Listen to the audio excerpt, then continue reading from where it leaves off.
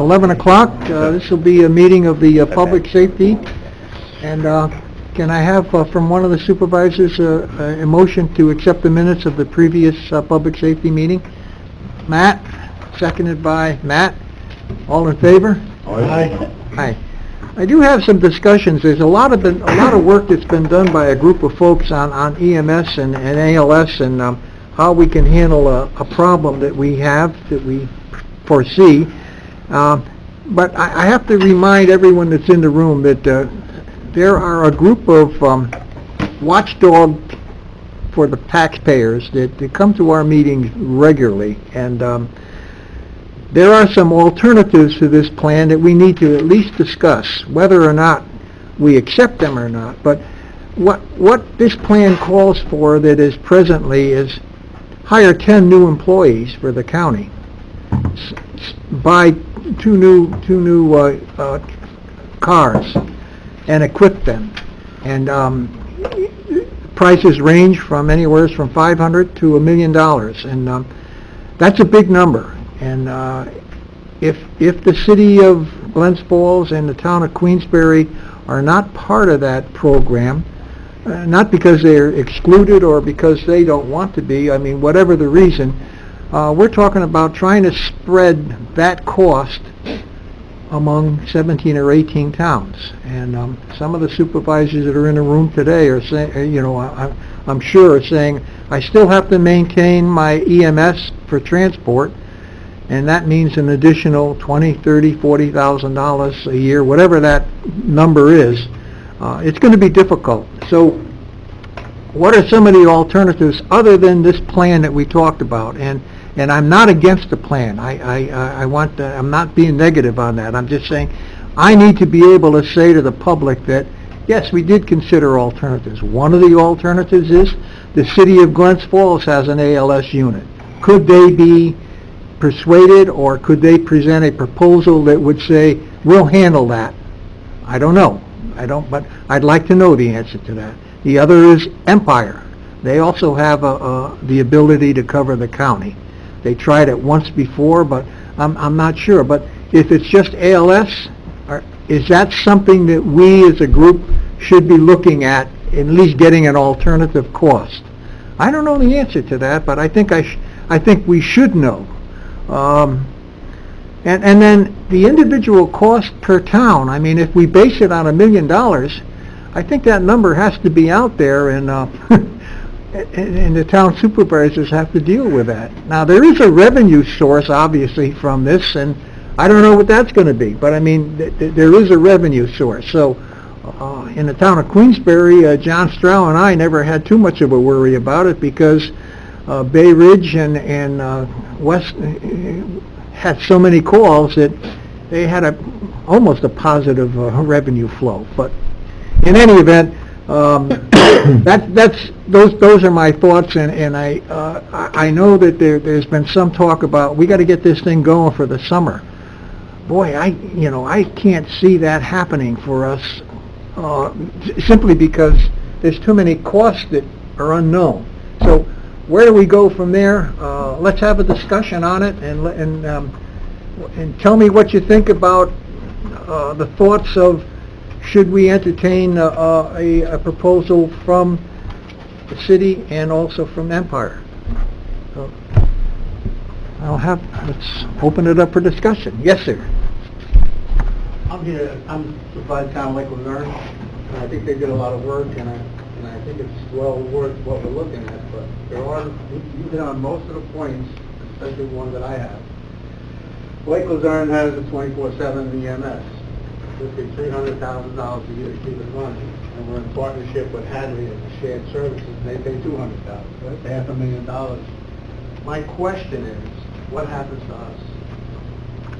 And I'm not picking on my fellow supervisors in the smaller towns or up north, but if you're going to take that $1 million, you're going to divide it by X amount of people in each town, so towns like us get a rebate, because my taxpayers then are going to be paying twice. They're going to be paying in their county taxes to cover this cost, and they're going to be paying in the town taxes to cover our cost. So that's my main question. We have an excellent EMS squad. I don't think we've lost anybody yet. I don't think anybody complained that we never got service, so it's been running good for 5-6 years now. But the costs keep going up every year. And I understand, you know, but what happens to us? And if you say, well, if you come over on our side, like the Lake Luzerne, I can't because I'm a contract shared service with Hadley, which is the Saratoga County. So I have a little different problem. I want to see EMS in every town because it's well worth it and well, they do a great job. But I'm worried about the tax implications of the problem. And that's my biggest thing.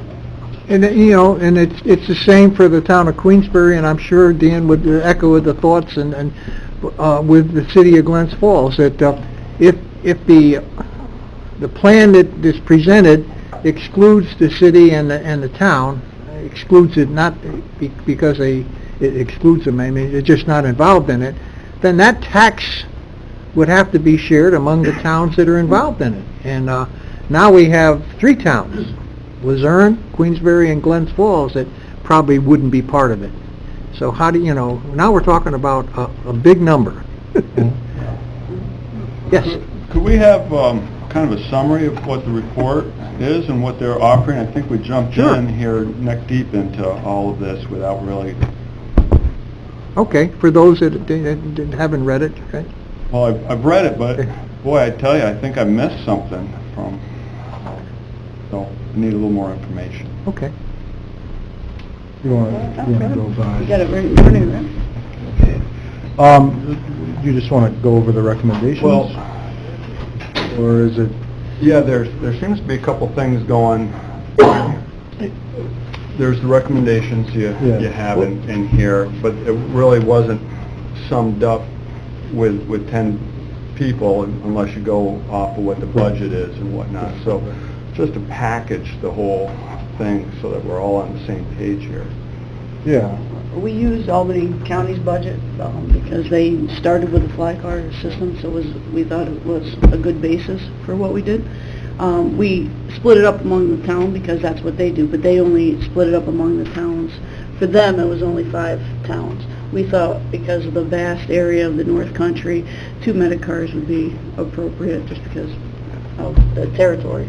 And for 2 Medicars, 24/7, we thought 10 full-time employees would cover the 24/7 shifts. Yeah. So, And just, I mean, to be clear, what we see is just as you said, sir, that there's agencies that run very well, and there's agencies that, not that they don't have any problems or issues to worry about, but they're doing a great job. We have other agencies who are floundering, essentially. And I understand that can be tough from your perspective, you know, looking at, okay, you know, I'm committing $500,000-$600,000 to EMS. Boy, you know, we're going to have to get creative to try to help those other parts of the county that are hurting more than yours. So, you know, we don't have the answers to that. I mean, we certainly base this on, you know, second calls can be an issue, and certainly there's you know, every day of the week there's an issue somewhere, whether somebody doesn't have ALS that day, whether they don't have a full crew, whether they don't have any crew at all. And that certainly seems to be concentrated to, you know, a section of the I-87 corridor, you know, talking about, you know, usually, you know, Warrensburg up into North Warren. And that's compounded by the issues in Schroon Lake when they don't have ALS at night sometimes and things like that, which they're working on. So we knew that the financial piece was going to be tough. And I guess I'll just say, too, that a lot of this, you know, to move forward, we can make, as you probably read in there, that we can start to make things more efficient, but it's going to take everybody working together. You know, things like 24 ALS ambulances in the county, 28 ambulances total. And it's nobody's fault because everything's so static right now. Everybody has their own district to worry about. And when an agency has, you know, currently if they have 3 ambulances and they can barely get 1 out, Well, 5 years ago, they probably had the volunteers to get a second ambulance out, or a third ambulance out. That isn't the case anymore. So, in order for this to work long-term financially, we need to figure out what we need as a whole and reduce those inefficiencies.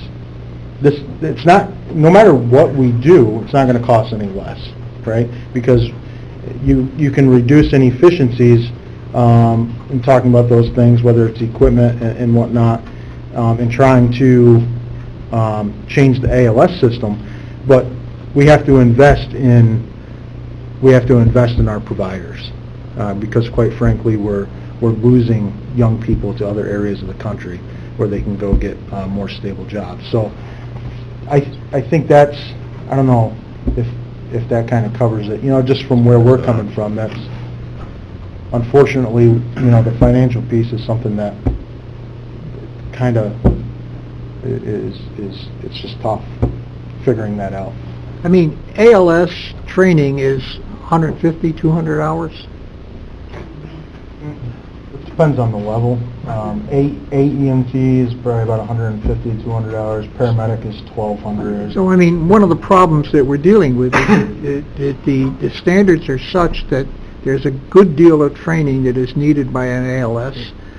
Who can afford to do that training without getting paid or without getting subsidized? So, you know, that's part of our problem, that we don't have ALS and we don't have a school, and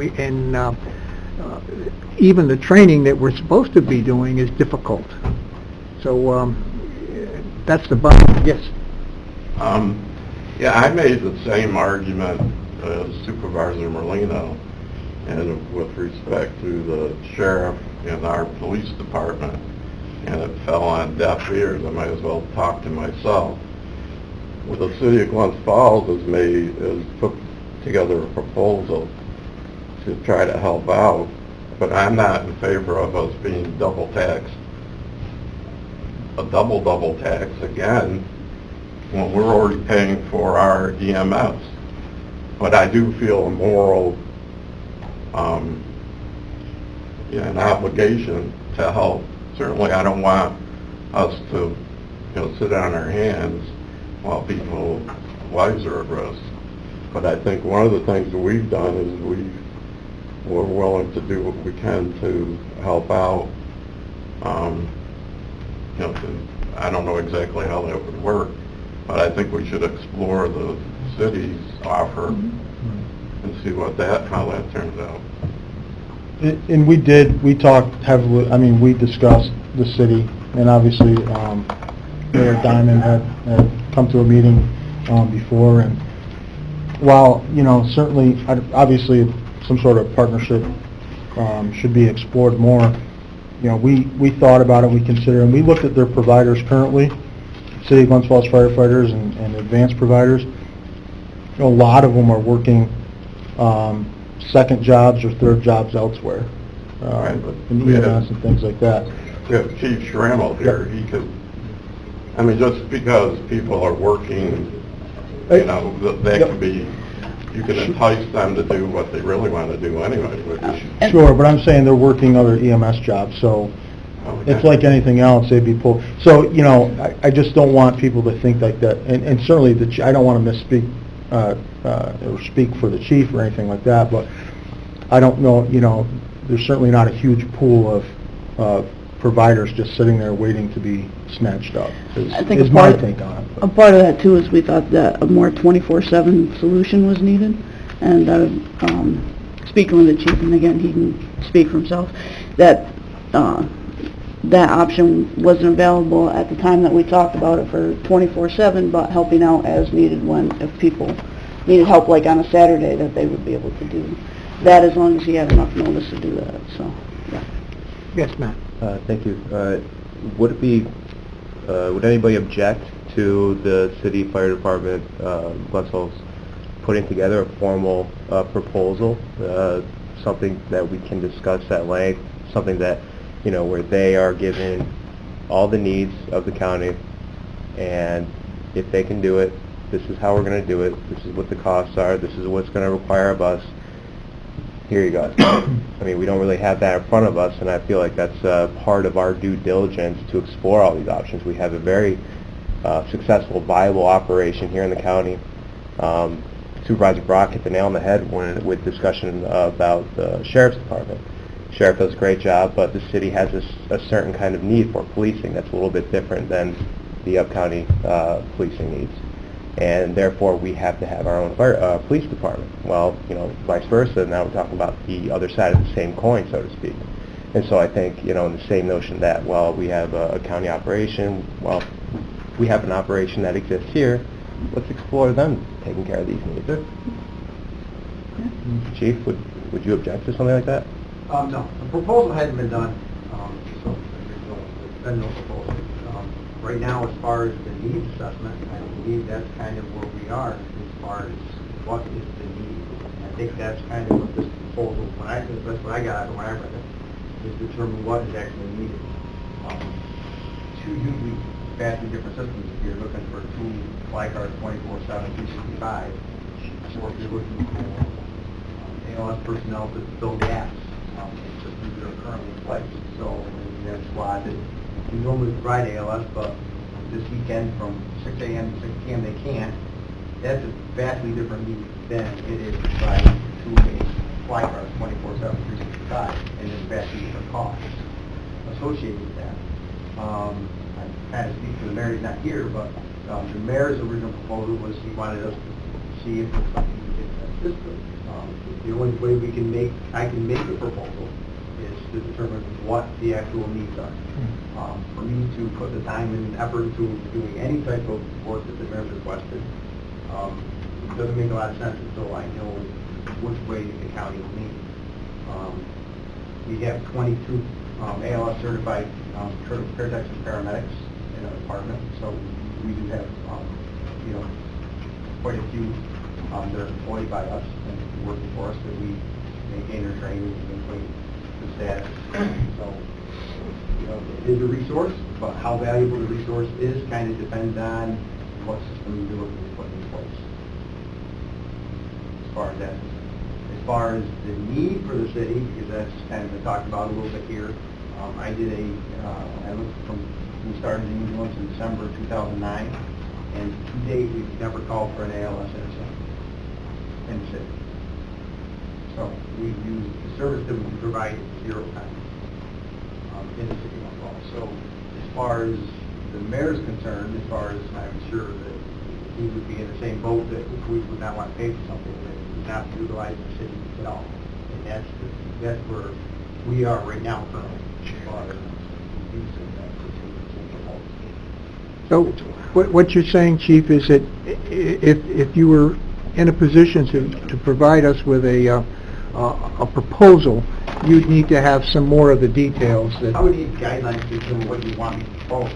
Are you looking at systems that are in place that in some of the squad leaders here that are handle the best they can, and sometimes they just can't provide an ALS test for a certain period of time. Are you looking at filling those gaps? That's one completely different system than having two fly cars 24/7. Two vastly different costs, two different costs to the communities, different ways of paying for it versus signing on. Maybe you could pay for it on a needed basis. And so if you need it, you pay for it. If you don't need it, you don't pay for it. So I can't propose that, as far as so I know what is needed. The benefit that we have in an organization like ours, and maybe some of these other organizations also, is backup staff. So in other words, when you start a system, which you guys are looking at starting a system, you have to hire 10 employees. You have to put staff on to back them up, so you probably have some part-timers involved in that. And I read through the budget. Those are needed items in that budget because you're developing a system from scratch, something that doesn't exist. So you have to have a backup to your original system in place. Some of the benefits that an organization like mine or some of the other organizations have is I don't have to have that. So even if I did have to staff it, I can back up that staff with current staff because we already have it. I can throw more medics on a call than I have ambulances for. I have 1, 5, 6, some crews at 7 medics a day. I don't have that many ambulances, but I have 2 ambulances that can run, but I can throw 7 medics. So that's the reason we don't call for ALS. I can put a medic on a call that we have no ambulance for, which we do often. How about Empire? Eric, can you have any thoughts? Yes, sir. We'd be welcome to be involved with the RFP program and, answer what you needed. In the past, we've provided the service gratis to the county, but there came a time where all the squads ended up hiring their own, and they kind of worked together, and it wasn't sustainable for us to do that, and at the same time, the city developed their own program.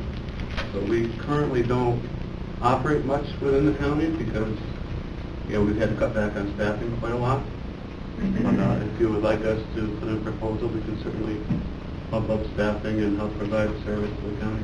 Well, as the chief points out from Glens Falls, that, it's a, what are the needs? I mean, right now, we said we need 24/7 and two fly cars.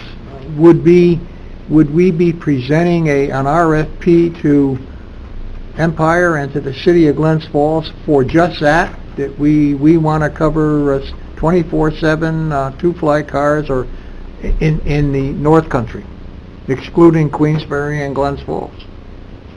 Is that Both Lake George. in Lake George? I mean, North. north of Lake George. Is that pretty much? I mean, that's really what we're looking for, and how far we look for it. As the chief points out, you want it just on the weekends, or you want us to do. It's a tough number, and we're faced with a situation where there are calls that aren't being covered. There's people that are not getting where they have to get, and not getting the care that they need at the time. So obviously there's something that we got to do, and how we get there is, as I pointed out initially, the alternatives. Yes. Thank you. I saw there's a recommendation on page 19 about the IM responding software. Is that something that the current providers are using at all? I mean, it looks like it's not something we're using. We're not using it as a county. A couple of the agencies specifically are using it. I know it's used heavily in Essex County, but right now it's not heavily. And the dispatch center, you guys don't use? They have to monitor for, the majority, a lot of the fire departments, usually the volunteer fire departments use it, but not the city. A problem with personnel, I mean, I hear what Chief Sherrill was saying about maybe we don't need actual cars. If we need to fill gaps in personnel, isn't there a different way to go about doing that than buying two cars and staffing it all the time? Yeah, no, that's an option. Yeah, certainly that's an option. Again, just where we're coming from, just going back to, I think I would strongly encourage us to still somehow, regardless of what the overall plan is, but again, as far as the needs and basing something on the needs, we don't look at it as just this agency doesn't have ALS today, so they need a provider. Again, if you look in there, we're talking about trying to evaluate the call volume and look and see where the calls are. There's a lot more that goes into it so that we can reduce, the fact that we have 24 ALS ambulances in the county, not counting Empire, that are sitting in stations, those sorts of things. So I think it's more than just looking at the personnel end. So I would just, I would encourage that we look at those things. The hard too. part of making the system more dynamic is the CON issues currently. Operating consistently out of your district is frowned upon by the state. So we'd have to come up with a solution with that, where the agencies would contract with the county. We could come up with a plan to do it that way. Brian, you had a thought? A couple things. I think one thing that's important that, unfortunately, I knew this was going to happen, when you just put the report out there without this meeting, a lot of people, all they see is the $1.4 million. That is a worst-case scenario, first year, startup costs, and all that. This system can easily be scalable. As the chief said, You don't necessarily have to have the 24/7 2 cars every single day. That doesn't mean you have to do that. What it means is there are times when in our county there are holes. There are times when certain squads or any squad, including the city of Glens Falls, doesn't have enough ambulances for the number of calls that they have. That doesn't mean they're doing it wrong, it just means there's physically that many calls. And in the summertime, we all know it's going to happen in Lake George, it's going to happen everywhere. And we can make this a scalable scenario, so you're not talking about, poof, we need to add $1 million to the county budget. I think that's a misconception that some people are dealing with. This can be scalable, it can be set up to be a pay-as-you-use-it scenario. So that you're not necessarily, I mean, there's still going to be some cost if you're going to have somebody sitting there waiting for a call, but does it have to be 2 people? Does it have to be 24/7? Can it be just at night when the normal paid squads aren't on duty? You know, there's this whole scenario really comes down to if the squads, all of them, and everybody works together to pool their resources rather than one squad saying, well, I got to fill this in, so I'm going to take the guys from the squad next door, I'll give them another 50 cents an hour, and now I'll have the guys I need. We need to say, where is all the manpower? Can we put it together? Can we set it up so that we are covering all the bases with what we have? And then, if the county has to fill in, if Glens Falls has to fill in, if Empire, I would love to see something from Empire. They did a good job before. If they're willing to do it, but obviously they need to know what the plan is, and they need to know that it's going to be something viable. You know, that they're not going to park somebody in Warrensburg to cover the county if they're not going to get any calls. So I think all of these scenarios are good, but it's very important that we understand this is scalable. This isn't, poof, we got to put $1 million into it, and a lot of people are looking at it that way. It's been presented to some other meetings. John, it was presented to you guys at the town board. You know, poof, this is what it's going to be, and that scares the hell out of people, and I would too. If I was Gene or Craig or any of you guys, I would go, whoa, you know, 2% tax cap, I can't do this. And that's why I think we need to really be looking at that. Do we know what the worst case scenario dollar amount could be? Sure, now we know. Do we know what the need is? Do we know where the need is? I think so. The squads do a good job in this county. They work very hard. But we're at a point where there are times in our county when we jump from 65,000 to 350,000 people here in the summer, there physically is not currently enough people to handle all those calls. It's nobody's fault. It's just the way it is. You take one bus accident on the Northway, we don't have enough ambulances if we had them all in the county.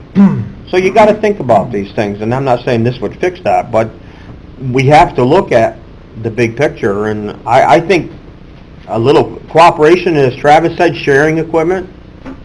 You know, does every squad need to have a spare ambulance? Or can we have one spare ambulance that covers 3 or 4 squads? Do we need ALS equipment in every spare ambulance? Maybe not. Maybe we can cut back on the amount of equipment that we have and that we're paying for. So I personally, our people did a great job. I think the survey is good. It indicates what the need is. We need to weigh that and compare that and work with that as to how much money anybody can put up. Yes, Matt?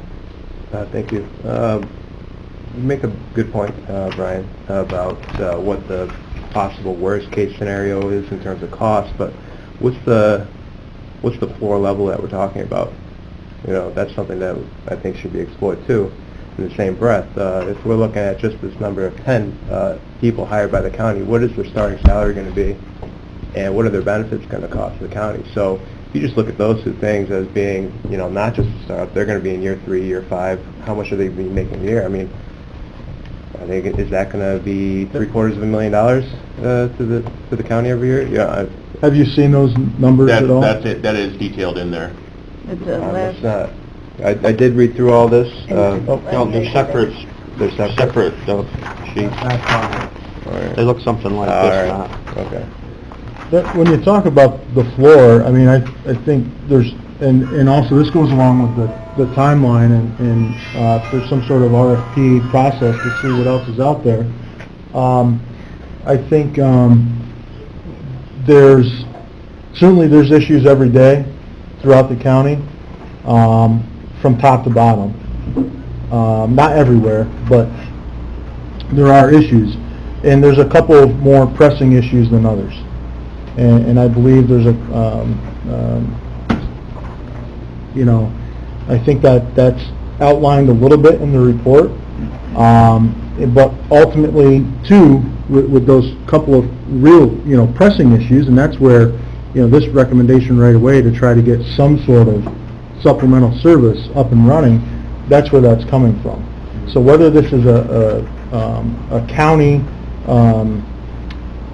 whether the cost is being spread out throughout the county, or, I mean, the reality is we're dealing with one or two hot spots right now that, may be coming to a head here very soon. That's the reality. So, when we're talking about I haven't heard anybody talk about a time frame, but I've obviously, from that perspective, if something happens in one of those two areas, it's going to be a lot for neighboring agencies to try to cover that through mutual aid. So is it fair to say that a lot of this need is based on the seasonality of the population fluctuation around here? I think to some extent, yeah. Some So extent. moving on from that, then, if that's a fair assessment, then just based on that alone, it would make more sense to start out this process of filling these needs by contracting with one of the two entities that already exist, rather than starting up an entire department within the county. And you combine that with what Brian's talking about, with just better cooperation and sharing of resources amongst the departments that exist. If we can't plug the gap that way after a couple of years, then maybe come back to the table and say, hey, maybe we do need to have a county program that goes. Well, and one of the things in there is we would like to see, even existing agencies, if we can contract with agencies for a county level, it kind of removes the town contract, that level of town contracts or city contract, or maybe not so much the city. That's really, it is a different animal. But, when you can get things, people don't have to lose their identity. There's agencies that run very well. Sure, yeah. Right? But when you're still talking about sharing of resources, buying power and getting some costs under one umbrella, you're going to save money that way as well. So those things can start if individual towns and agencies are willing to do that. Yeah. But they're going to have to buy into that. So it doesn't have to, you know what I mean? So it doesn't. No. There's different levels. I'm glad you mentioned. I actually have my notes here about the purchasing power. You mentioned a couple times in the report about you'll be able to utilize shared purchasing options. Has that been explored from the county? Have we gone to Julie and discussed with her what we might be able to do without having to have this department? I don't know if we would just be able to work with that certificate of need. I don't know if that's all we would need to be able to put out a bid from the county for, hey, this is what we need in terms of, defibrillators. When it comes to medications, purchasing medications, you have There's just to... certain rules that you have to follow because of Right, the right, pharmacy stuff. And There's other things that I'm can't- sure you could probably... Well, Matt, we've got a handle on at least the town supervisors and at our meeting when we talk about consolidating purchases and we do have a wedge in the sense that each town supervisor can direct that. Now, if you're talking about the separate EMS programs all around the county, somehow you got to reach that group and Could you be the point person on that? No, I didn't mean to interrupt. You can't do it now, Ron, because they're not considered government entities. they're not considered government entities, so you might have a problem with, I tried to, they came to the city for purchasing. yeah. That was a big concern I brought up. It would be great if I could have purchasing power with my air packs, with my EMS supplies, with my truck. The sad part about it is that there's only a couple in the county that can do that, because they're only... You have to be a district. Municipal organization. Yeah. Private ambulance corporations that exist and not participate in that. So that's an issue I ran into because I was trying to leverage that buying power myself when the county approached us. Well, And I could not leverage that because we're at. This is a good learning process, this meeting today, because we're all learning something that we need to understand. And Brian, can I ask you a question?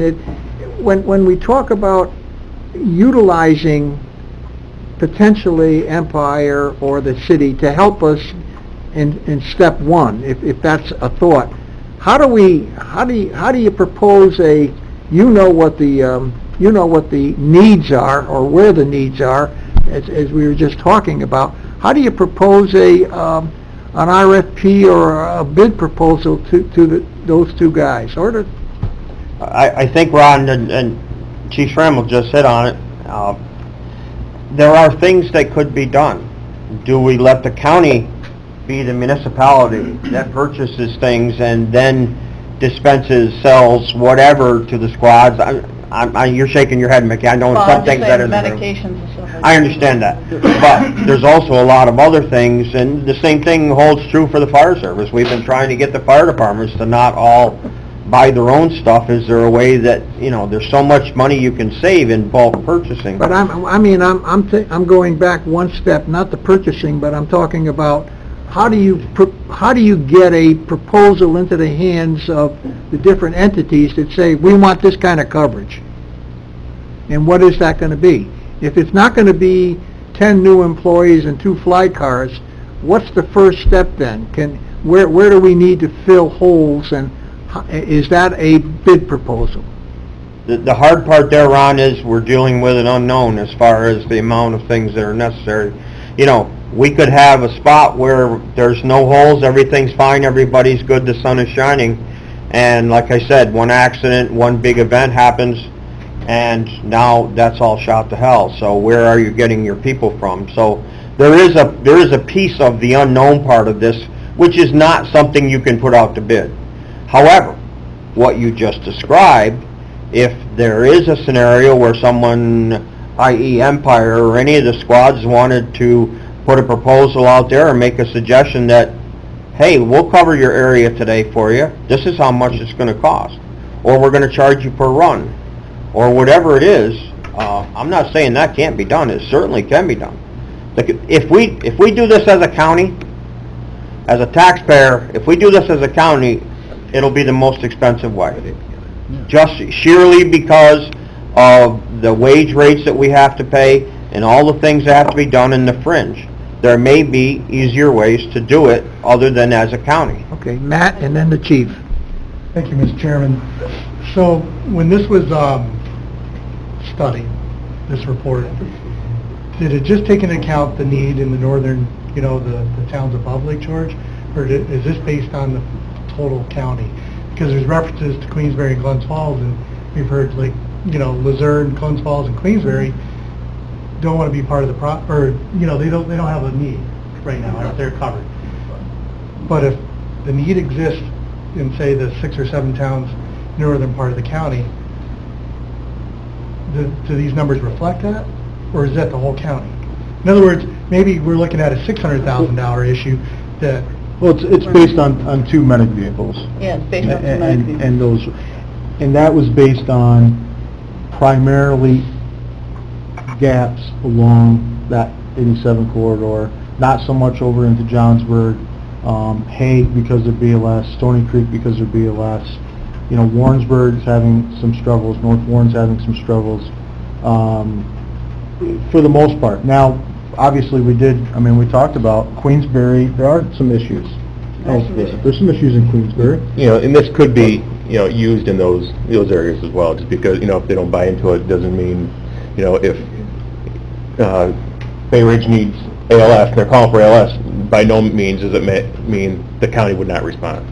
They could, they could have a separate contract, by call based, whatever it is. But, but the majority is. If the county had an ALS system and they needed to make a call in Queensbury and Queensbury wasn't part of it, then the billing for that call would go to the county. Exactly. And the transport by the ambulance might go to Bay Ridge or It's a So, I separate mean, contract. there's ways of finessing that part of it, but it's initially, where's the need and how do we fill that and with whom? If you listen to the count, Yeah, Sorry. I mean, just the report, if you look at the report, I think one of the things we're missing here is, the big glaring thing I saw from the report, we talked about last week's EMS, is stability in the EMS system. Pretty much what we're saying, that report says is there's instability in EMS in Warren County. That's kind of what I get out of it. The sad part about it is, the closer you are to a career-based system, the more stability you can find. That's in a nutshell. The city of West Falls has a very stable system. We work career-based system. I have 22 people that are medics that work for me, the rest of them are EMTs. They work for me, they work every day, and it's a very stable system. When you're dealing with team staffing and other staffing companies provide staffing, you become a little more stable system, but you still have that instability. So the true answer to this is the closer you become to making this a career for these people, the more stable your system becomes. The thing is, you have, and this was said at a EMS advisory board meeting not too long ago, that some of these EMTs are working so many jobs to try to make a living for their families that in itself creates instability in them.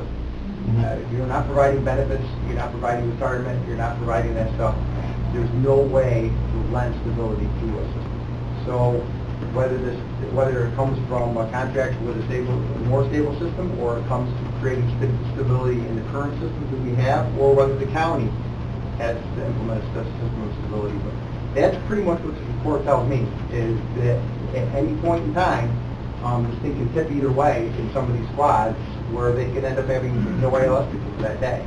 And that is totally related to the instability as far as EMS is concerned. also that we're not talking about just primary calls. Most of the agencies can all answer their primary calls.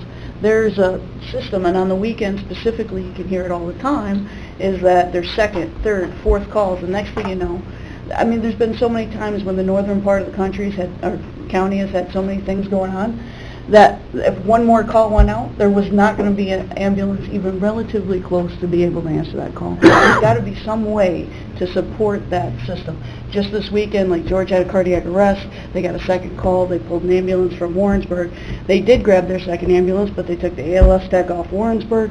Minerva was calling for ALS from Bolton. I mean, it was like all this was all happening all at one time. It's not so much just those primary calls as that when we looked at the system as a whole, and when things are happening and it's busy, there's nothing there to support that system. Yes.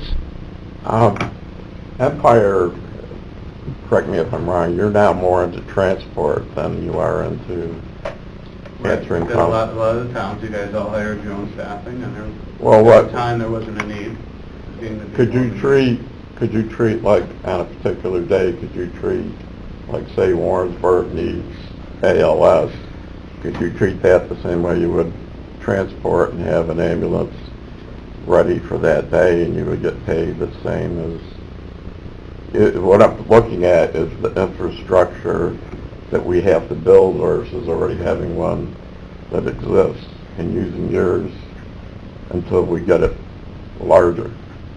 Yes, I mean, we would certainly be able to negotiate something to provide service. We've done it, like I said before. A lot of what's needed is just cooperation, you know. Right. And if one squad is going mutual aid, let that ambulance that's designated for the mutual aid for the day handle the call rather than somebody else racing them to it. And so all day long, you would chase your tail, not get one transport call out of it, but, you know. But see, I think that's where the beginning could be, is with Empire. They already have the ambulance. They're not really doing emergency response. They're doing transport. So they could be, if we treated them the same way they're doing a kidney patient, you know, where they're, and we'll guarantee you income for that day, in a sense, that would get us over the initial hump, and then we could build around that in the future. Personally, after having actually provided the service for 10 years, and still being actively involved not only with Empire but with other agencies, the need is more ambulance than ALS. You need ambulances to handle second calls, so that Now North Warren's not going to Minerva, and now when they get a call, it's a trickle-down effect. Let the agencies stay and cover their own areas and have a squad in the north and a squad in the south, because Queensbury has excellent system status management, and they get overwhelmed. There are 5 or 6 calls deep just this morning. Just this morning, they have 4 ambulance on, needing help. And they have tons of staffing, they have an excellent system in place, but they need help at times too. So from my perspective, and my experience, what's really needed is some ambulances to back everybody up, let their own people stay in their own area to provide primary coverage, and these other ambulances provide second call stuff. Eric, and I think I know the answer to this, and please don't take it the wrong way, but is it fair to say that right now, it wouldn't make financial sense for the company to put an ambulance in the county without some sort of contract in place? In other words, just relying on call volume revenue? I think you alluded to that earlier, that model wouldn't make sense for you? It wouldn't make sense. It would make a lot more sense if there was a coordinated effort where, there's an ambulance Warrensburg area. So if North Warren gets a second call, let that mutual aid ambulance handle the call, and let Warrensburg stay and provide the primary coverage for their area. What would happen was a call would go out and hey, our ambulance station at the overpass area would start heading toward Peg. Peg would get out, and Tycon Road would provide coverage for them. There's no way anybody in the county is going to get there quick enough to beat that. What I'm getting at, though, is... So what would happen was, we would get halfway there, they would end up covering their call, Right. and now Luzerne needs extra help, and we're just too far away at that point. So if you station one in the north, one in the south, they can move around to where the need is for that day, and help everybody out. You know what it is, Travis. Yeah. The answer to EMS is 100% call based. Oh, absolutely, I know that. I but can tell you, Right, I can tell you what I'm going to make next year. If you give me the number of calls, I can tell you what I'm going to make. Right. How much we're going to bill, how much we're going to recover. Yep. I can tell you probably right down to within $2 a call. So it's that predictable. right. So the thing is that's what these squads are doing. That part is if they can get the money and they can get the call, which helps support their organization, they do it. Mhm. Which hence that's what happened to Umpire at that point in time, because Right. they're going to take the call because they're supporting their own system. And to support your own system, it's based on call lines. That's talk to anybody that's done EMS for a long period of time. Call numbers like 650 calls. If you do 650 calls a year, you probably could support your organization pretty well. If you're doing under that, you're probably not. You're probably going to be one of these agencies that's in a hole. So it's directly related to that system. So that's why you have to, I think, and you're on the right track, don't get me wrong, is you have to look at a comprehensive system, because the only way to go to manage this is to come up with a comprehensive system. If everybody's looking out for themselves, one of the system is doomed to failure. To further answer your call, there would have to be probably something like that. No, and I was just trying to... Evaluate Right. the first year, because there's so many unknowns, how much the volume is going to be. I want people to understand why you're not doing it currently. Currently, we're not doing it because everybody's paying for their own coverage, and there's just not out there. We put an ambulance there for, I think, 10 years. But And we wanted to break even, and we didn't for a long time, and it finally came to the point where... revenue recovery as it is that the county would still have to pay Empire something to provide the service. Yes, absolutely, yeah. It would be considerably My- less than what it would my- cost the county to do it. My point is, instead of paying $500,000 to buy 2 fly cars, they already have it.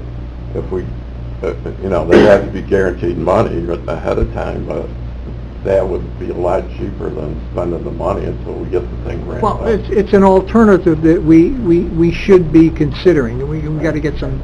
I have a question for the chief and for the Empire. Your ALS tax, they work for other agencies now? So if you handle this, they won't be available to work for other agencies? Could it provide a shortfall, or would you go out and hire more people to do this? Not so much the city, because you have 22, but Empire, would you have to go out, or would you be seeking the ones that are already served on the town agencies to cover the ALS fly car. Oh, we would definitely have to hire some more people to help cover it, definitely. Yeah, but you see what I'm saying? I mean, I'm in agreement. Going back to you and... Correct, so people are coming from the same pool. That- But yeah, that's my problem. The question is, the answer, they're coming from the same pool. So when I hire a firefighter paramedic, a lot of times, most of the time now, they're coming from one of the either volunteer or semi-career staff that I'm taking in. So, I'm doing the same thing. Because I know in the past, a lot of people who work for Empire worked for the squads when they could, and vice versa. But they'll go to the career system. That's what I was talking about, career-based. That's what I'm saying. You gotta have some stability for That's them. where that's where your people. And that's a big part of what we're saying, is no matter what, we have to start taking care of our providers. You gotta build some stability for people, so they know that the next... Chief of Man's got to do that for health insurance, Just- get a just retirement. Wanted to clarify that, thanks. Yes, Ron? Just a question. It seems to me that the discussion is mostly centered on filling the voids. Not, the discussion hasn't talked about addressing the inefficiencies within the system to help pay for filling the voids. In one point of the report, it says there's 24 ambulances. The suggestion doesn't say this, but I assume the suggestion is that's a lot of ambulances to have, but on other times there's only 12. And that talks to, scheduling, efficiencies, contracts, etc. It seemed to me that as this discussion moves forward, we also need to be talking about, what is the plan? How many ambulances are the number that you need to have to meet the program? And how many is too many? And what's paying for that? What public resources paying for that can help pay for it to help fill the gaps later on, which is part of the point that I think the chief was getting to at a certain point. Are you following what I'm saying here? In other words, that there's a lot of discussion on filling the gaps, supplementing what we already have in place, but there's not a lot of discussion about the efficiency already in place. For example, in Bolton, if we go to Hague, then we call for an ALS, and we go to Hague, for example, we have an ALS. Well, if we're running up to Hague, who's covering Bolton, right? Who's paying for that? Cover Bolton. It seems to me that, at some point, there has to be some discussion about what is the coverage plan, and where does it come from? So, for example, if we're running up to wherever we're going, right? It could be even involved. We go out, we don't have another ambulance to go out, right? Have two ambulances, but maybe at that moment we only have one staff. So that in the summer trail, that ambulance could go out and then somebody else is covering for us. Elaborate on that a little bit. Talk to that a little bit, Brian, or something. It would take cooperation between the agencies to help backfill each other, but again, that causes that domino effect where I think that really, you need something in the system to fill that gap, because if Bolton goes to Hague and Lake George goes to cover Bolton, now somebody's got to cover Lake George, whoever, say Luzerne comes over to cover Lake George, and then somebody's got to cover Luzerne. I think it's just a domino effect. I think you need that added entity. Talk to Yeah. the 24 ambulances. There's 24 ambulances and The reason, Right. we shoot up. Could we- We shoot up. In could other we- words, there's some dedication of resources supporting those, right? yes. And is your suggestion in the report that there are times that we have more infrastructure than we need to need correct. for the geographic area, Correct. but while other times there isn't sufficient? I mean, And the reason is that every agency's needed to be self-sufficient. And again, 5 years ago, 10 years ago, I live in Warrensburg, I'm a member of the Warrensburg Squad, we still have, we have 3 ambulances. The other day, they did move a second ambulance, which these days is rare, but they still keep the 3rd ambulance. And they've always had that many, North Warren, 3 ambulances. We used to have the volunteers or even the staff to get those out. Yeah, you have to have backups, somebody mentioned backups, but yeah, I mean, certainly the reason that, that is, and it's stayed that way, is because everything's so static. Everybody right now, you know, and rightfully so, they're focused on their own, district. And I don't know if some squads have gotten to the point of evaluating that. I mean, we said before, that squads really need to take a hard look in the mirror and you know, evaluate their individual agency with their towns, but you know, yeah, and that's part of the reason why we're saying if agencies were operating on contracting with the county to provide service either to a specific township or to a broader area, and the ability to move resources around based on call volume. So we know Lake George and Bolton, they're about to blow up. It's going to be very busy, right? Around this time, another couple weekends, it's going to be, you know, towns are going to be packed. So if we have the ability, so things aren't so static, to move things around and just be more efficient that way, we want to have those issues. And it's the same thing with backfilling.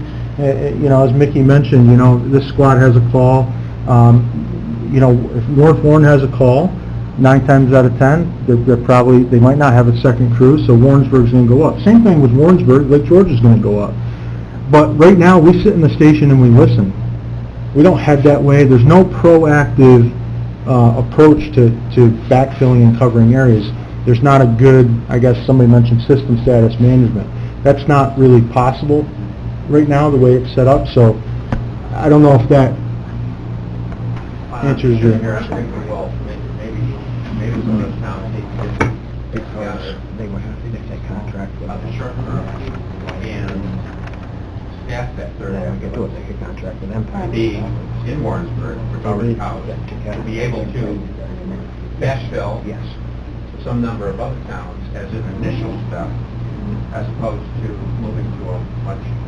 And that's a thought process too, you know, maybe incorporating Empire, and maybe on days when Empire maybe can't fill that spot, saying, okay, well, you know, Lake George is going to provide the second ambulance to the county to the northern part of the county for that day, and Glens Falls is going to provide the second ambulance for the southern part of the county for that day, and trying to make agreements and plans. If everybody contracts with the county under the county CON, it gives us a lot more flexibility as far as to be able to move our resources around. And properly bill for calls. And properly bill for calls. John, did you have a comment? Yeah, well, I mean, I have a comment and a question. My comment is that, you know, I see benefits for Queensbury here. I mean, I've heard Queensbury doesn't need to be a part of this, but I think that Queensbury can play a part in this. I mean, with your block purchasing, your one dedicated position for all ALS, and your need for training and education, and centralize that and boost that as you know, there's a lot of good things. I could go on, that's not the question, but there's a lot of good things in this report that I think would benefit everybody, every EMS squad in the county. But my question is, because in analyzing this, I keep coming back to this, there was a discussion of software. Okay, I keep that, the software issue in mind, then underneath that seems to be, you know, scheduling and staffing and keeping track of who is where, when, and with what equipment, that we don't have the software comprehensive enough at this time to be able to do that on a county-wide basis. I saw in your report that, you know, more data is needed, and if we had more data, we could do a better analysis of our needs. If we have this, we could improve the staffing and the response and so many other things with improved software. One of the issues here that I think would help all of us, if I'm understanding it right, and yes, that's why I'm asking the question, would we be helped with an improved software system that improve dispatching and improve scheduling and improve the allocation of resources. Yeah, that, obviously, we could all work together. I know from Lake George's perspective, like, when I don't have stuff, if I don't have a crew, I'm calling the agencies that I know that would help me to say, hey, listen, you know, we have problems, can you guys can help us out, do you have a crew, whatever. I work with, as far as that, if people call the dispatch center, currently as a short-term fix to say, hey, listen, I don't have a crew today, I'm gonna need help here, whatever. Does the dispatch center know who does have a crew and equipment that's needed? They can respond. Not currently, no. See? Yeah, that's So, the problem. Brian? goes back to what I'm saying. Just to throw it out there, we've been through this, and I did reach out to, and one company that was mentioned is I Am Responding. There's a number of agencies right now that use that system. A suggestion would be for the county to supply I Am Responding instead of the individual agencies paying for it, which would be a savings in the other counties around us, Essex, Clinton, Franklin. The county pays for that system. For us to pay for that system is $18,000 a year. That's for everybody. Now, all the companies, fire companies and squads that are currently paying for that, that would no longer be a cost to them. That's one way where we could make this system. You want to find out how many ambulances are available today? Well, the people that are running the ambulances would have to provide that information, but it would appear on the I Am Responding screen so that the dispatchers, number one, would know what resources are available to them, and so would the other squads. And that goes with fire, it goes with all of them. I just throw that out there that, John, you mentioned, is there a software that could help us with this? That's a suggestion, and I give you an idea what that might cost. Well, that's another learning process coming out of this meeting. It's an $18,000 investment. We feel that there should be no point in time, very rarely, that when there's a call, our dispatchers will dispatch that home agency for 6 minutes, unless they're already on what they call automatic mutual aid. And so currently, there's not a good system in place for a squad. Say Lake George doesn't have a crew today. Certainly, they might speak to their neighbor about it, but you know, there's got to be better reporting of that, so that our dispatchers don't waste 6 minutes, and they can just send the closest available ambulance, because they see on the screen or on a daily, whether it's a phone call or whatever it is, it can be very simple that, hey, we don't have a crew today, or we don't have ALS from 6 to 3 o'clock, or whatever the case may be. And then, just in regards to the call data itself, Nikki, do you want to talk about, we worked with Sarah and We worked the with the shortcomings? GIS and Sarah, but we asked her to plot each month the calls for the county on a map so we could see where the volume was and basically where all the calls were. Some of the problem, the report's missing, I think, 10% of the calls because the way the data came from the dispatch center is that the address wasn't always formatted correctly, so she actually had to go through all 10,000 calls, reformat the address, and it was a really time-intensive project for her. She goes, I won't be able to do this all the time, but I'll do this for you right now. So we have those maps of just 2016, but it's still missing 10% of the call volume because of she can't account for mutual aid. There's a lot of different things she can't do because of the way that the data comes out of the dispatch center. And that's the software thing, that next gen 911. And she said there is an add-on, or there was something that with the newer CAD system that, as you mentioned, Under Sheriff, there's a lot of add-ons and different things that you can buy. There is something that would make that easier. That analyzation of data doesn't do us any good unless everybody's willing to, or several agencies are willing to come under one umbrella, or figure out a way so that we can utilize those resources better. Brian, just a minute, Sherry. The $18,000 would buy the software. Then each squad would have to learn how to use it and upgrade their computer system? It does have nothing to do with their computer system. It's very simple. A monitor that goes in their building. They can also use that system. It does a number of things. It allows them to send text messages to all their people. It allows them to keep track of their people. There's things that they can do internally that this system does for them. And, and I'm not trying to push I Am Responding, but that's being used in the county now. They provide the training and all that stuff. It's not hard to do. It's not a hard system to run. Mick, you know it. It's not that hard to operate, and once you have it, it's as simple as the fire chiefs and the people that are on their way to a call. The computer in their car tells them how many guys are headed to the firehouse, what trucks are going to get out. All these things. That's all included. That's part of the system. So I'm just saying that if there are squads or fire departments that can't afford it, would it not be simpler for us to put it in the county budget each year and have the county supply that system and maintain it, rather than having each squad trying to do their own contract? Sheriff? Yeah, you're right, you're learning stuff every day. To me, before you even talk further about what you're going to do with the squads, that would be something that would be a must. To me, that's a no-brainer. You put that, and I don't know if that, without talking to Larry Jeffers and his people on expertise of using it, from what I understand from what the undersheriff just told me, there's only 4 or 5 agencies that are using that Aon system right now, correct? So that means the agencies that are not using it probably can't afford it. I would think that the counties doing their job properly should buy that system, put it in our 911 center, alleviate it from the squads, but I think you got to get all the squads on the same page, cooperating.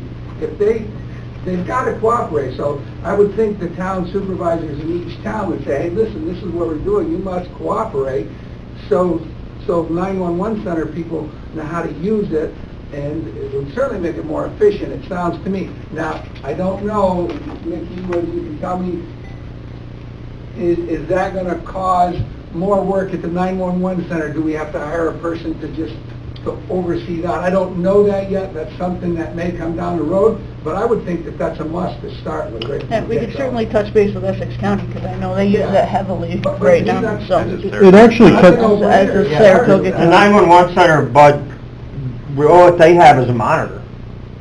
They're not controlling the system. They're not doing, all they're doing is looking at the monitor, and it will tell them what's happening. They don't have to go into the system at all. They're basically just looking at a monitor. So, but then you'd have to have cooperation from the units to see, okay, I see what's going on, we got to have some sort of agreement to who's going to come up and cover when somebody goes north, farther north out of their town. All right, we're moving up. That has to be put in place afterwards. But I think you need to start with the system. But even having more more linkage to the dispatch center, as far as letting the dispatchers have more discretion in who goes where, and letting them move resources around to make sure, like they know Lake George is busy in the summertime, if Lake George's ambulance goes out, notifying them that we don't have a second crew, so as soon as we go on a call, they know they've got to move resources around to, letting the dispatchers have that leeway to be able to do that stuff, I think would be vital. Well, correct me if I'm wrong, though, you've got to get buy-in from all of the squads. Yes, we do have to have buy-in. It's not going to work. You waste 18 at one point, I did address with the squad that, letting people know when you don't have resources and whatnot, and there was pushback from that, where people were like, I don't have to tell my neighbor anything. Absolutely. But that's where the town supervisors come in. Yeah, you do. If we're going to do this as a county, all the county people are going to pay into it, yeah, you do. Am I wrong? No, and Sheriff, it can be as simple, right now, it can be as simple as a phone call. Pick up the phone every morning, or whenever, the operations manager of the squad, and just simply say, I don't have a crew. That, it may be happening some, you could check with your dispatchers, but I don't think it is a whole lot. That would go a long way for your people this is a time-saving thing. So that you can see, okay, if they don't have a duty crew on, now some agencies are volunteer. Take Stony Creek, for instance. Now, what that'll show you, it'd be harder in Stony Creek because there's probably no cell phone service over there for people to use it. But it will also show you on second calls that people can use their phone before they start driving to say, okay, I'm en route to the station, I'm en route to... What it's done in other counties, like Essex County, is it's reduced the number of times that they actually have to repage or retone, because they either see on the screens somebody's en route, And same thing with fire departments, that they have a crew en route to the station to man an engine, or whatever the case may be, so, but, yes, that software is great, it works well. Quite frankly, some of this, on a more simpler level, it could be happening now, but again, as you mentioned, it takes buy-in, and it takes people, it takes those squads to actually Well, I'm buying do in it. as far as running the 911 center. I think, to me, it's a must. It's something that the town supervisor should be involved in. And I'm assuming that if I, task my communication supervisor to call Essex County to see how it works, it's something that he can implement almost immediately, as long as we get buy-in from the other places, correct? Yes. Well, Mr. Chairman, to me, that's a no-brainer. That's 18,000 well spent.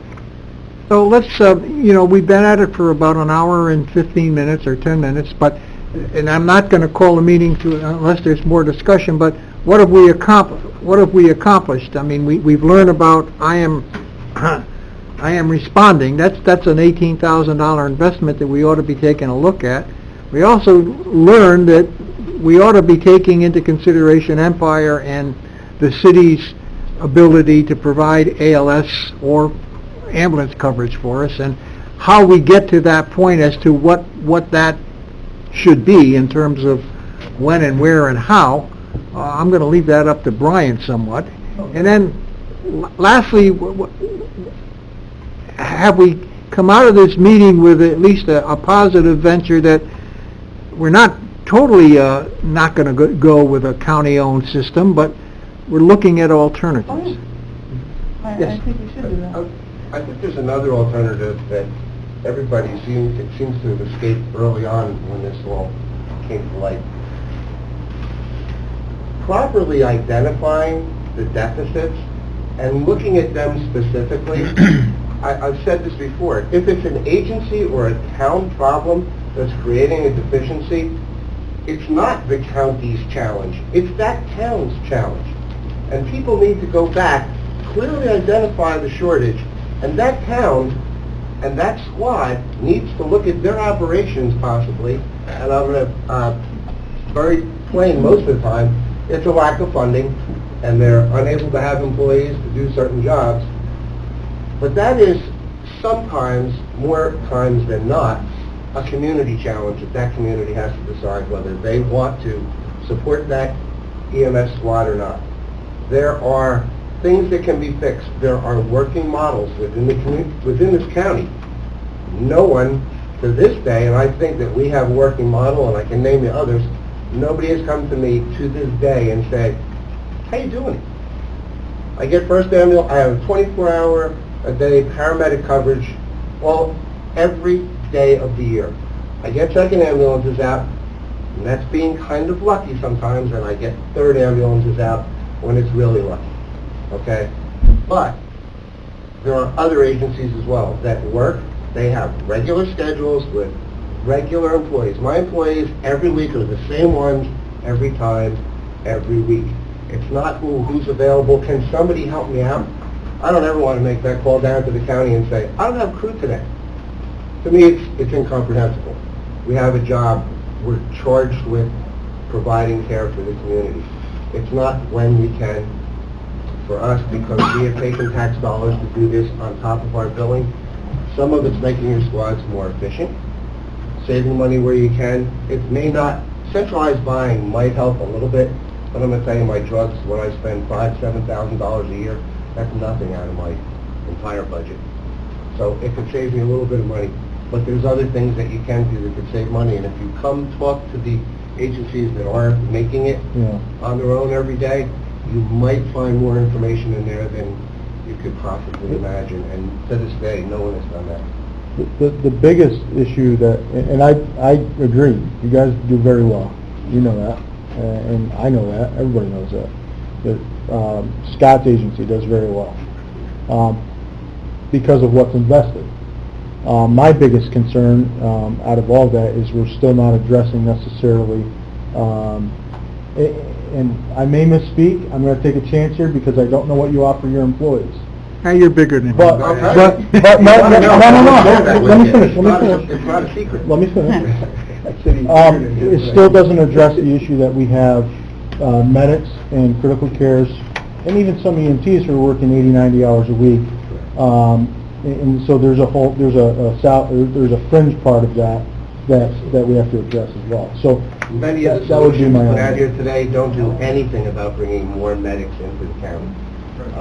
I've heard very, very little, other than, I will freely admit, if you can offer me a civil service job with a pensioner, with health care, with elevated salaries, double time, holidays, well, But sure, people are going to want that. Well, It's going to steal Sure. greatly in the beginning from the pool that's already here, Yep. and over time, that may level itself back out. Not everybody can have that civil service To job. your point, Kevin, none of that's going to happen without infusing, and in the end, it's infusing people into it. So that's why, we're starting a paramedics program. But you're talking, by the time it starts, you're looking at 3 years before we start to see an influx of new medics. Well, who's going to take a paramedic program to not get health insurance and not going to get retirement? Right. That wouldn't even make any sense. But not everyone does everywhere, and in time, with support from your community, those job levels should continue to rise within the agencies. Who says it has to be only a county job? Why can't you find that job within a town? Well, I The think reason you can't is you don't have enough money yet to do that. Is You Johnsbury can operate paying, efficiently. Johnsbury paying, what are they paying up there? Pretty good, is that I why? pay $19 an hour per medic. I give 2 weeks vacation to equal to the amount of time that you do, and about at the end of the year, a $2,000 bonus to a full-time employee, which is considered like a health stipend or whatever. We're looking into other healthcare options, which you all know are astronomical. But it's not that we're trying. I can't bring it up to the level of a civil service job yet. I would love to, but I can tell you that some of the things that we do is my medics are guaranteed that paycheck every week because they know what they're working. They have a set schedule, and I think it's a mistake for other agencies to say, well, great if I can get I myself, I'm going to sign up for a shift, and about a day before I'm ready to go to work on that shift, I'm told, sorry, you just got knocked off by a volunteer. I can't make a living like that. There are people that need to make a living, so... That makes sense. Mickey, is that the norm? Is that what all these places are paying? 19 bucks? Well, less than that. In Lake George, we pay $17.50, but we pay the most for EMTs. We pay $15 for EMTs. So, but no holidays, no health insurance, no. Kevin, how big is your budget? No. So that sounds to me like the stability in the system, that's why it works. And that stability in that. And they have a tax-free ambulance. They have a Let's not forget that. Exactly. Same with Luzerne. And that's why they're doing good. They're able to pay their people and provide those extra benefits. And they have a financial stability where they have enough money to pay for full schedules. Gotcha. Whereas North Warren, we don't have that money. We can't pay for a full schedule. And that's where we run into our problems, where we have those missing holes. But, when an ALS call goes out, you don't have that time period to wait if that ALS car is in Lake George or whatever. A code is a right now situation. But Lake George That's why doesn't... having ambulances and ALSs in-house all the time, 24/7, everywhere is the key. I think a county program needs to go everywhere, not just a fly car, because you need fly cars anyway. If you're going to do a county program, you need a fly car for situations where it just takes more than just one bus, especially if we're busy. It's a good idea, but I think everybody, some hope there with Queensbury, they've had issues, and you said it the last advisory board meeting we had at EMS, they have issues. If we all get in the same bucket, no matter where we're at, it's going to work, and it has to work. We need more people. We need to fill these schedules to get to the citizens that are out there that we say we serve. And the only way to do that is to be thinking of the same mindset. And most of it falls down in the northern country to financial. We can't do it. We have to spread out and share the funds with other people. You can't do it alone. We can't do it And alone. and that's been said by some supervisors. So, and you just said, if your budget's now $500,000, to get to where you need to be, to where we are truly taking care of our medics, starting with our medics, your budget would be some odd $1 million. Right. But at the same time, But they're there's saying certain that costs county that the state program, makes. Travis, Yep. and saying that county program means every single agency has 2 or 3 ambulances in it that you don't have to purchase, or supplies that you don't have to purchase. So right there, off the bat, you have a savings that is done Right. off the bat. Now all you got to do is pay for people and the benefits that go with it, and making that program go from there, and repairing things as they go along. To start off, is much cheaper that way. Total, we're spending 4.5, between 4.5 and 4.7 is the best we can figure on 4.7 million on EMS, combined as a county. What, you mean all the towns are putting in, like you said, Well- Johnsburg is $500,000, that's what they're... Well, But and that's- that- and That's that- my total budget, that $500,000. So includes... the county's giving you $500,000? No. No, sir. No. No, that's after my retrieval of insurance funds. Okay, Revenue so recovery. I have Revenue recovery. my revenue recovery from insurance billing, the town pays me less than, I'm gonna say 140. Yeah. It's a combination. So your budget is Showing money back. $500,000, but when you take your revenue stream in, what you're short is 140, and that's what the town makes up. At this point, as a tax district, yes. Yeah. And from year to year, we don't know what we're gonna see. Right. You can't accurately predict billing until you know your call volume. You don't know that till the end of the year. So you have to have little reserves, and there's things you have to do, but there are things that agencies can do to save some money, to help keep medics in the building.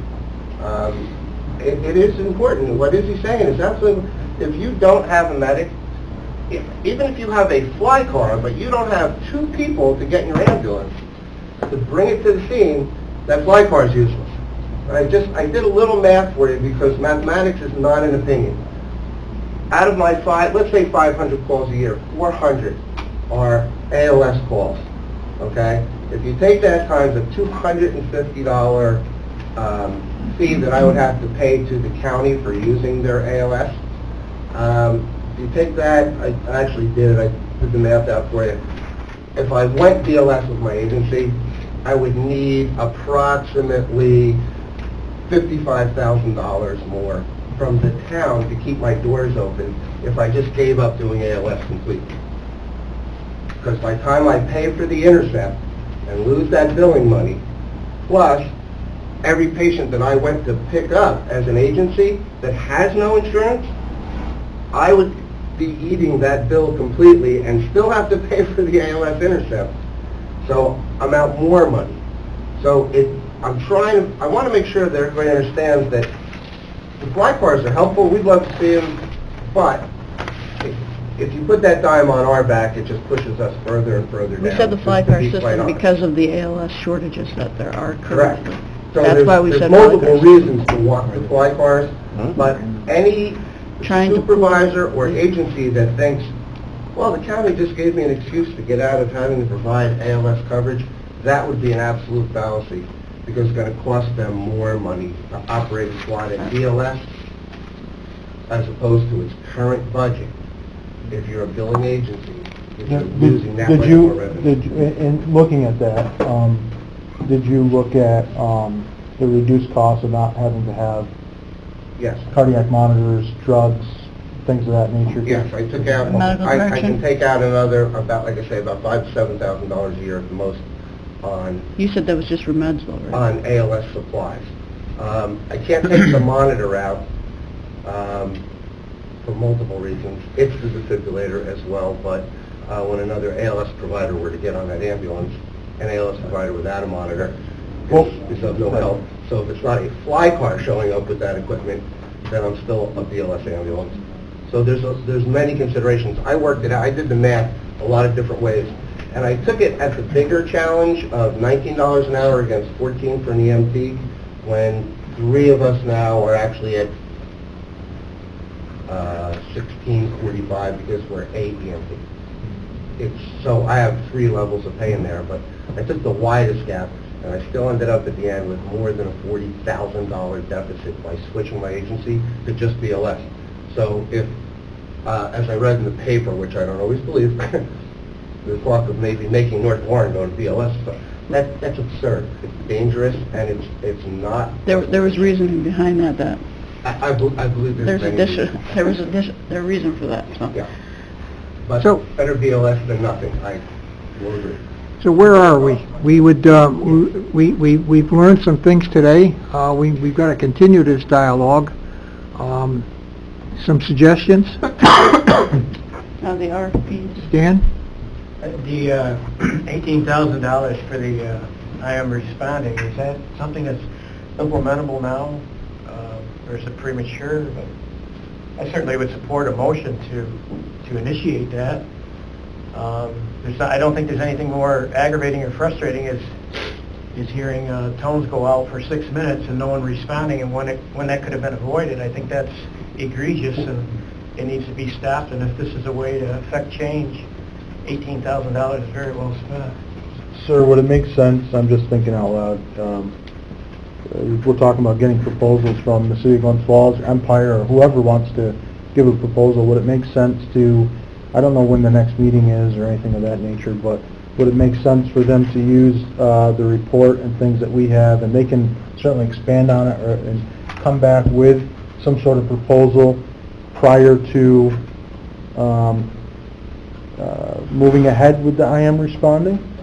I'm speaking out of turn, but I don't see... Depending on what the... I don't see anything happening critically right away in the months to come, but I think if the 18,000 was implemented, that would start right away, and it would give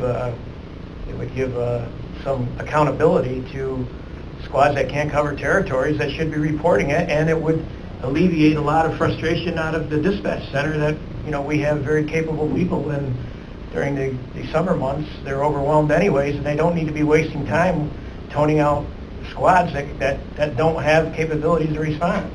I think for $18,000, Sheriff? we spent a lot of money up to this county.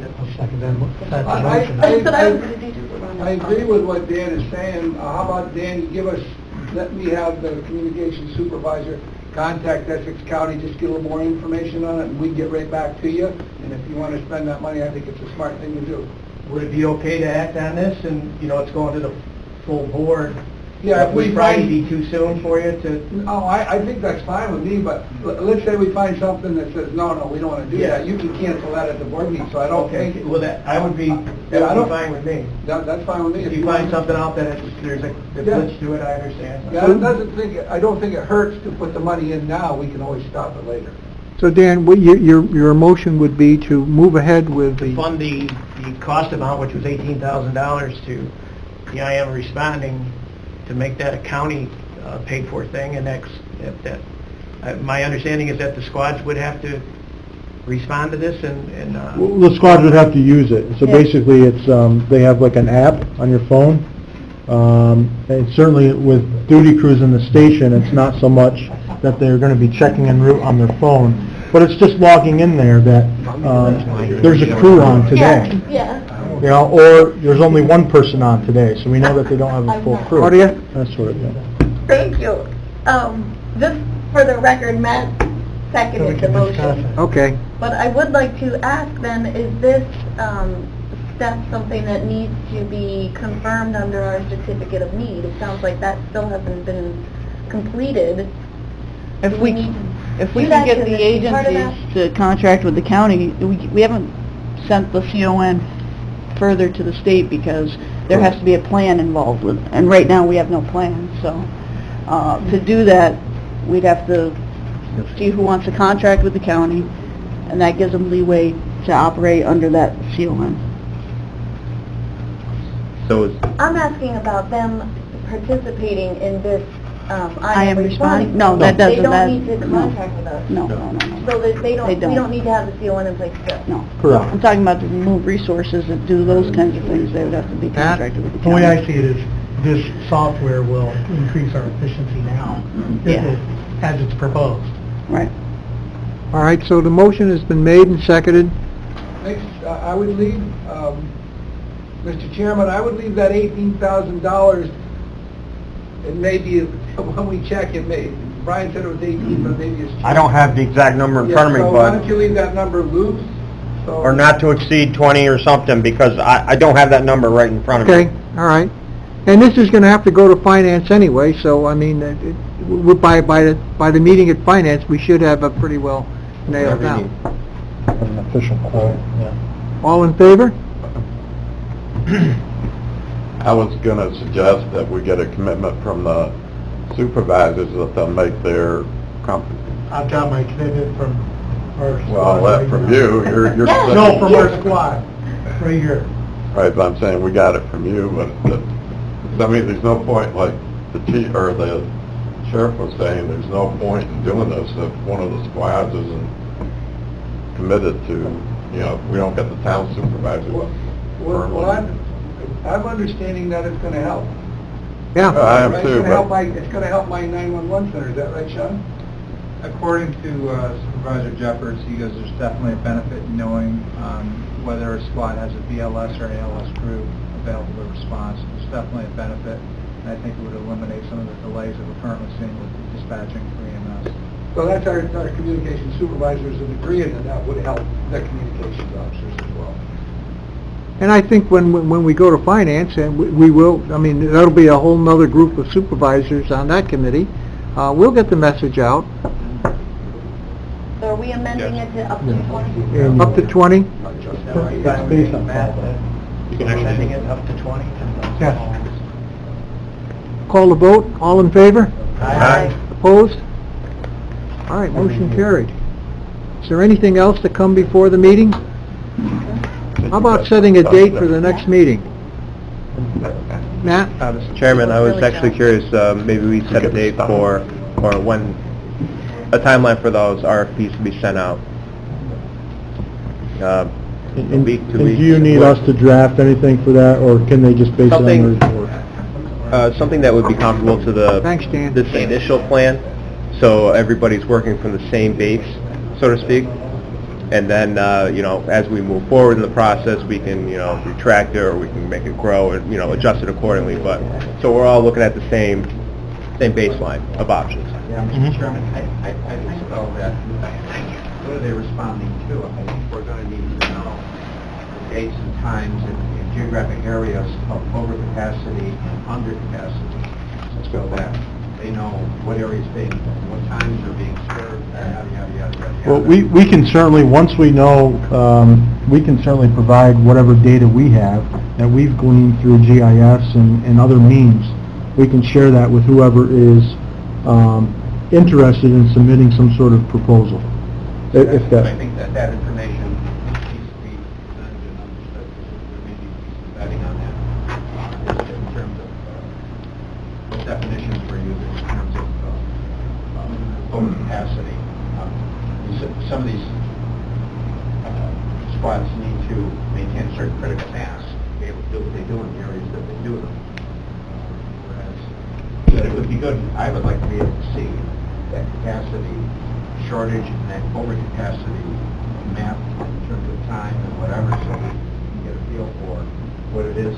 If they're responding to serve a gap, where is the gap during what times? I mean, that's information that's going to need to be known. Yes, Brian? In answer to you, Ron, I think, to be honest with you, it's simpler than that. I understand exactly what you're saying. For the purpose of someone that's going to come in and provide coverage for us, how much does it cost per year to have one ambulance in the north and one in the south? It's as simple as that. Because you can't predict where you're going to need it and what's going to happen. Let's just say we ask, for the sake of this RFP, we ask, what does it cost for you to provide us with an ambulance, 1, 2, whatever it's going to be, however it is, how many you want, how much is it going to cost for you to provide that service 365, 24/7, or not? Now, the question I would have is that if they, whoever we're asking to do this, if they provide the ambulance, they would generate the revenue from that, right? So we're looking for the cost, and then the revenue is their side of it. That's up to them to figure that out. Right. Eric knows what they did before. He knows that it worked, but then as more squads came on, they were losing income. They can only lose money for so long. Yep. They know how to calculate how much they receive, how much they get back in their billing. and what it costs them to have somebody sitting in this ambulance. So, if you want something that you can compare easily right now, Ron's correct in what, totally, what are we gonna have, how many we have to have. But if you want a number that you can use to compare, you're gonna have to come up with something a lot simpler as far as what are you asking these people to provide. Okay. So I think if you let our guys figure that out, what that is, if you want, we can email it to you so you can look at it before it goes out, or we'll do it at the next meeting, and then we can send out an RFP that is something that we can actually compare, something we'll be able to look at that's a hard number. Okay. I think it's difficult to get the mutual aid data. It's been difficult to get mutual aid data. So, to be able to say, this area needs help at these certain times, the mutual aid data has been difficult to find. We can certainly put together a cover sheet or info. And I don't know what the legal process is to put out an RFP, but I'm assuming you can Brian help us with that, or... Yeah. Yeah, Julie will take care of that, and... So, if we put together some language, Brian, could we meet with you and we'll... Okay. Sure. I think another piece of it that we need to have, because we're talking about significant amounts of tax dollars, are we should look to our people that are running the squads, say North Warren, I'm going to use North Warren as an example, and ask them what do they need to operate to fill this void. Right now, we've had a little bit of it's not been clearly stated what we need. So I'm going to work with our squad, and I'm going to have that number. There should be a piece of that pie, because if this is distributed throughout the county, maybe the answer is, maybe it's our, Chester and Horicken's issue that we need to come up with more funding. Maybe it's not Bolton's or Hague's or... Right, well, that's So all. I think that's important to have that before we get into this. But what I'm hearing, Matt, is it's hard to compile that data, and Nikki, you're being very polite. I'm a direct kind of guy, all right? I'm hearing that you're having trouble getting the data. Yes. Why is that? Yeah, and as far as, I asked for a mutual aid report for Queensbury, and then we found out that several of the mutual aid calls were missing off the report. I don't know why, but the data collection coming from the dispatch center, it's been difficult to get this. I think it's a keying issue, Sheriff. I think the reports that we get from Larry are, how does it list it? It lists an agency code. So it'll list all the calls. For instance, West Glens Falls' report we looked at recently because they renewed their advanced life support, and it said that they got out on, they handled 98% of the calls, which we know isn't true. So once we got to looking at it, it actually lists... It is not true. We went to Glens Falls, and we actually had we had run numbers that weren't on West Glens Falls' report, where City of Glens Falls answered calls in the town of Queensbury. Those weren't listed on West Glens Falls' report. They were missing from that report. We don't know why they were missing, but they were missing from the report altogether. Sheriff, it's how New World is taking that data and providing it to Larry, and I think Larry can tell you that whether we have to have New World add a module, whatever it is, I'm guessing there's probably a dollar amount or something. There's a piece in the New World software that we currently don't have that he would need in order to be able to pull those numbers out. Yeah, but I understand that, but are you saying that people are being deceitful with their numbers? No. Okay. That's what I'm hearing. No, Oh, no, not at all. You get a mutual aid report, and right now, the way the mutual aid reports, we currently have to go through and look through each individual call to try to figure out who answered the call and who didn't. When we did West Glens Falls, we knew that it said they answered 98% of their calls in their district. But we know that Bay Ridge and the City of Glens Falls had answered several calls in their district, and those calls were not on the report for some reason. So it's a computer issue. Yeah. Correct. Pretty much. City of Glens Falls I track every mutual aid in or out. Exactly when it is, the time, date, everything. So it's internal tracking. So what she's saying is the internal tracking, which I do, does not match the reports that the county's given. These are two separate systems. Because I'm tracking everything we do every day. Right. And the thing is that the information they're pulling out of your system is not providing the same data. Because they're not getting your data. Well, the thing is, it's whatever they put in. No, they're getting, my dad's coming from the same place. It's just, I'm recording it manually every day, where your system, they can't pull that data out of your system. I wanted to map the mutual aid call specifically, and we can't do it without individually going into each and every single call to be able to map that data. Huh? Yeah. I don't know the software, but Well, that's what I'm asking. Sheriff, we should probably have a meeting. Yeah, we, I've been talking to yeah, Larry, see if they can do that. yeah, and we... All right, how about, Well, we'll talk about that. how about I get a date for our next meeting? Looking at, is June 6th or June 8th too soon? June 6th is a Tuesday, June 8th is a Thursday. June 6th, looks good. All right, I'll put down June 6th, and, Hang on. the time, how about 10 o'clock? I'm gonna change it 4 times. Okay. Hmm? Make sure Rachel's Oh, June 8th would be better. 10 o'clock. June 8th, all right, June 8th would be better for a couple of our leaders Except here. for me too. 10 o'clock on June 8th. All right, Ron, yes. I just want to express this again. I would hate to think that we're heading in a direction that purchasing capacity at a time when we have overcapacity. That's why you need to know where and when your deficiencies are. Why would we field 365 24/7 at times when even your report says our infrastructure is at full capacity? You follow what I'm saying? We're building for capacity. We could be building for capacity spending when we don't need it. So the question becomes, me anyway, and then just one step further. Why are we under capacity? Is it that the system is under capacity, or are there elements of the system that do not have that capacity? And when those calls are made to those towns, those areas that don't have ALS, it creates infrastructure issues where we're under capacity, where it becomes a municipal, where we no longer have the coverage. Are you following what I'm saying? Because what's being advanced is a broader brush kind of approach to fill the gap. So why there's a deficiency, what's created the deficiency is also important. Because maybe that needs to be addressed in conjunction with some of these other things. I don't know if I'm making myself more clear with this.